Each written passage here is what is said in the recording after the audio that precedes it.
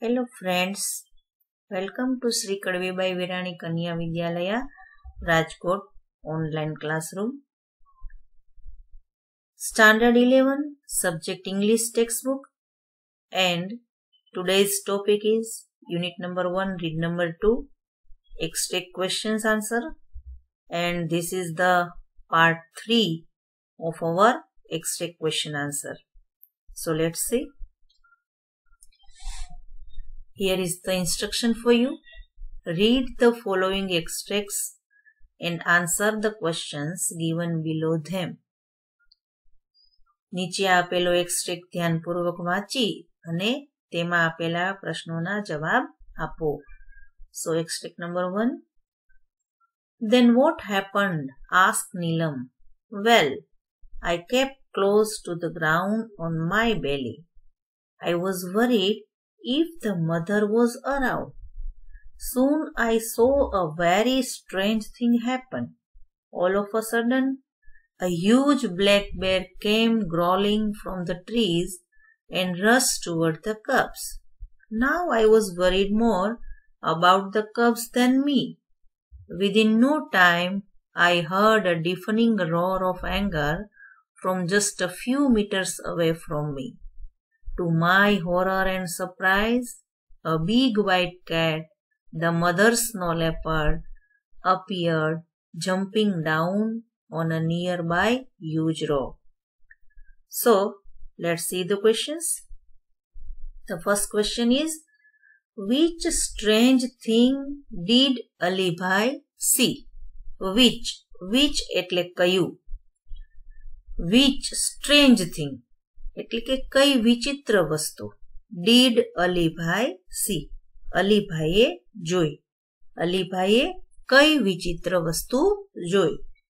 Friends, અહીંયા તમે ફરી યાદ કરો કે ક્વેશ્ચન છે એ did અને see, that means કે past tense માં છે, તો આપણે આન્સર પણ past tense માં જોશું. તમે પ્રયત્ન કરો એક્સ્ટ્રેક્ટમાંથી જવાબ શોધવાનો. અલીભાઈએ કઈ વિચિત્ર વસ્તુ જોઈ હતી? See the answer. અહીંયા આન્સરમાં આપણે જોઈ શકીશું કે સબ્જેક્ટ જે છે અલીભાઈ, પ્રશ્ન વાક્યમાંથી આપણે આન્સરની શરૂઆત ત્યાંથી જ કરેલી છે અને ડીડ સી એ વર્બમાંથી આપણે સી નું પાસ્ટ ફોર્મ બનાવેલું છે સો, અને ત્યાર પછી નો જે કઈ જવાબ છે આપણે એક્સ્ટ્રેક્ટમાંથી મળેલો છે. જુઓ, અલીભાઈ સો ધેટ, અલીભાઈએ જોયું કે suddenly a huge black bear came growling from the trees and rush towards the cubs. આ વસ્તુ તમે without any spelling mistake you can write here because all the words are before you. તમારી સામે એક્સ્ટ્રેક્ટમાં જ આપેલા હોય છે. હું વારંવાર એક વાત કહીશ ફ્રેન્ડ્સ કે એક્સ્ટ્રેક્ટ્સ કે કોઈ પણ પ્રકારનું કોમ્પ્રિહેન્શન હોય એમાંથી ક્વેશ્ચન આન્સર આપવા ખૂબ જ સરળ વસ્તુ છે. માત્ર થોડીક ટેકનિક શીખી જઈએ, સબ્જેક્ટ, વર્બ, ઓબ્જેક્ટ, અધર વર્ડ્સની પેટર્ન શીખી જઈએ અને વર્બ ફોર્મ યોગ્ય રીતે મૂકતા શીખી જઈએ તો આ વસ્તુ ખૂબ જ સરળ પડે છે. એક વસ્તુ હંમેશા યાદ રાખજો મિત્રો કે verb is the heart of the sentence, એટલે કે ક્રિયાપદ એ વાક્યનું હૃદય છે. ક્રિયાપદ સાચું હશે તો તમારું સેન્ટેન્સ છે એ સાચું ગણાશે. સો ક્રિયાપદનું ધ્યાન રાખી અને એક્સ્ટ્રેક્ટમાં આપેલા જે સેન્ટેન્સીસ છે એની મદદથી તમે કોઈ પણ ક્વેશ્ચનનો જવાબ છે એ ખૂબ સરળતાથી આપી શકો છો અને બોર્ડની પરીક્ષાની અંદર પણ કોમ્પ્રિહેન્શન બેઝડ જે કંઈ આવે છે એમાંથી તમે ખૂબ સારી રીતે પ્રશ્નોના જવાબ આપી અને માર્ક્સ મેળવી શકો છો. So let's see the next question. Next question is, what did Alibhai hear from where? અલીભાઈએ શું સાંભળ્યું? ફ્રોમ વેર, વેર એટલે કે ક્યાંથી?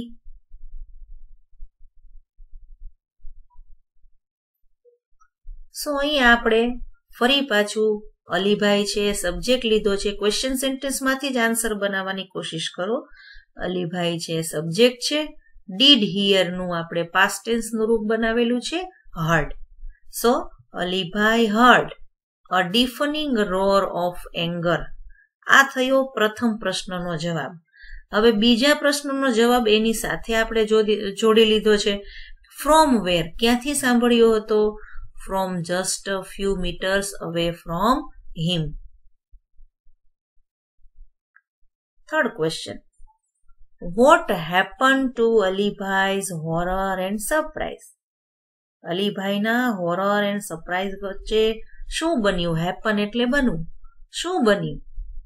ફ્રેન્ડ્સ, એક્સ્ટ્રેક્ટમાં તમને સેન્ટેન્સ આમ જુઓ તો બેઠું જ આપેલું છે, તમે એના આધારે બનાવી શકો છો.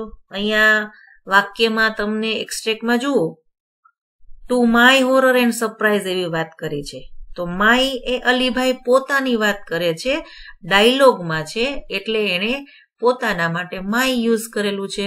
હવે આપણે એની વાત કરવાનું, ધેટ મીન્સ કે એનો જવાબ આપણે ઇનડાયરેક્ટલી આપવાનો છે.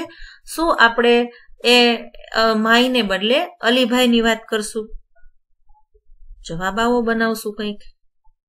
ક્વેશ્ચન સેન્ટેન્સમાંથી જ શબ્દો લઈ અને આન્સર સેન્ટેન્સની શરૂઆત કરેલી છે. Very easy.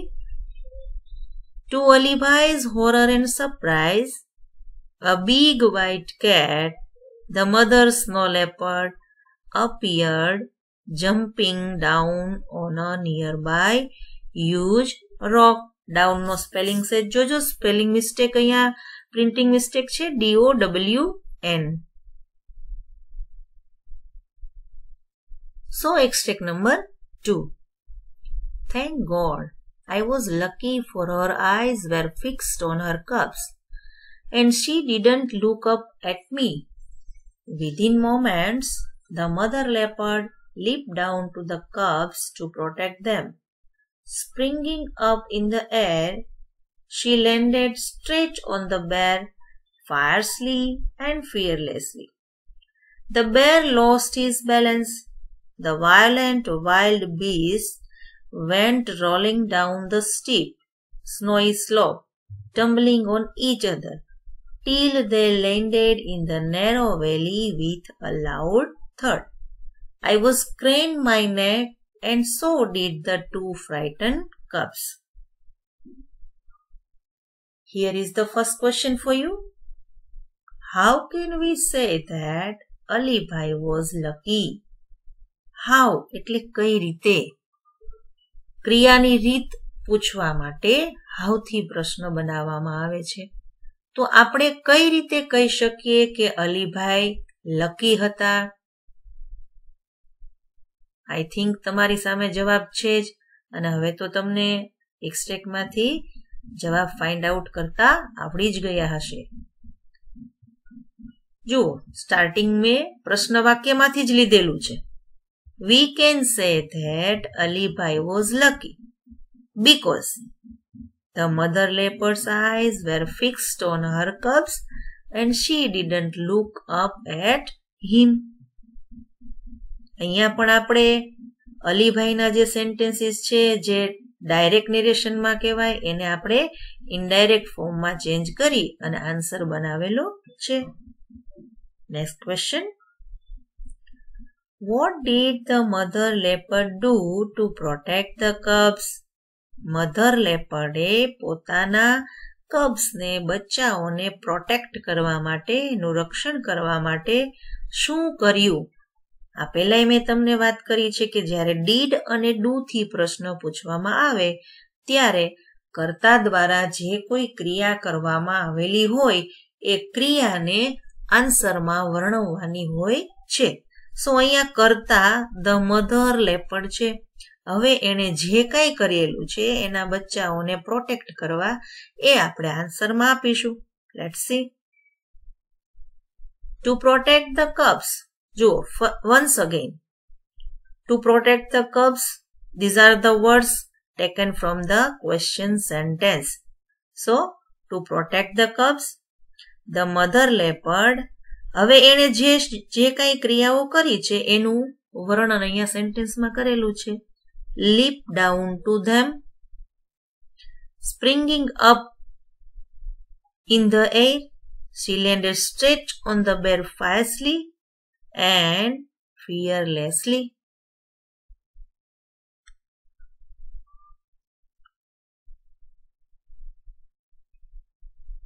Third question.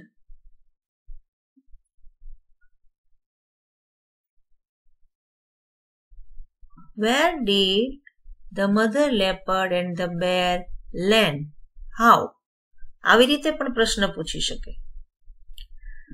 તો where એ સ્થાન સૂચવવા માટે. મધર લેપર્ડ અને પેલું બેર ક્યાં લેન્ડ થયા? And how? કઈ રીતે? આન્સર આપણે આમાં આપી શકીએ.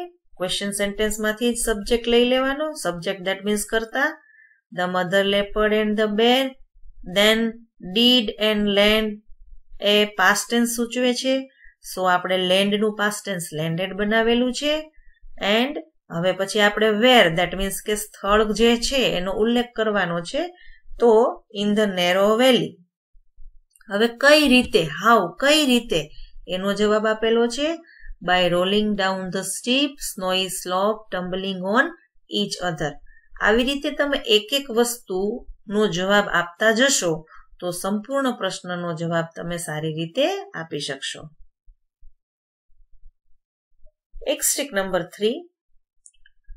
Alibhai continued. The huge bear 3 times the size of the mother leopard stood up on his hind legs. He stretched out his big paws with strong, sharp nails. He showed his teeth and growled. The mother snow leopard looked at him for a second, snarled, and with a leap knocked down the black monster. The whole valley echoed with the sounds of their fight. The snow leopard was swift and jumped about from side to side, tearing away big pieces of black furry skin of the bear. The bulky and slow bear failed to injure his enemy. The fight lasted for about 10 minutes. So this is the extract, and here are some questions for you. First question is, what did the huge bear do in fighting?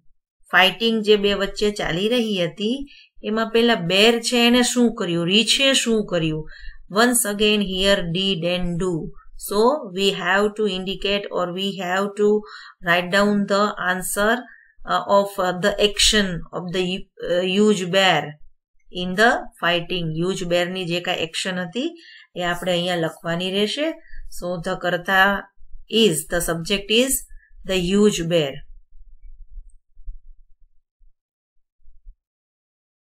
So, I have already started the answer with the subject, the huge bear. And did do, શું કર્યું? તો જે એની ક્રિયા છે એ બતાવેલી છે. The huge bear stood up on his hind legs, stretched out his big paws with strong, sharp nails, showed his teeth, and growled at the mother leopard. આ બેઠા sentences તમને અહીંયા એક્સ્ટ્રેક્ટની અંદર આપેલા છે. You can use these sentences so that you can, without any mistake, you can write down the answer. Next question is, who dominated over whom in the fight? How? કોણે કોના ઉપર ડોમિનેટ કર્યું અને કઈ રીતે? જોઈએ છીએ. The mother leopard dominated over the huge bear in the fight. કઈ રીતે? પેલા આપણને કોણે કોના ઉપર ડોમિનેટ કર્યું એ પ્રશ્ન આવી ગયો. હવે કઈ રીતે? She jumped about from side to side and tore away big pieces of the black furry skin of the bear, while the bear failed to injure the leopard.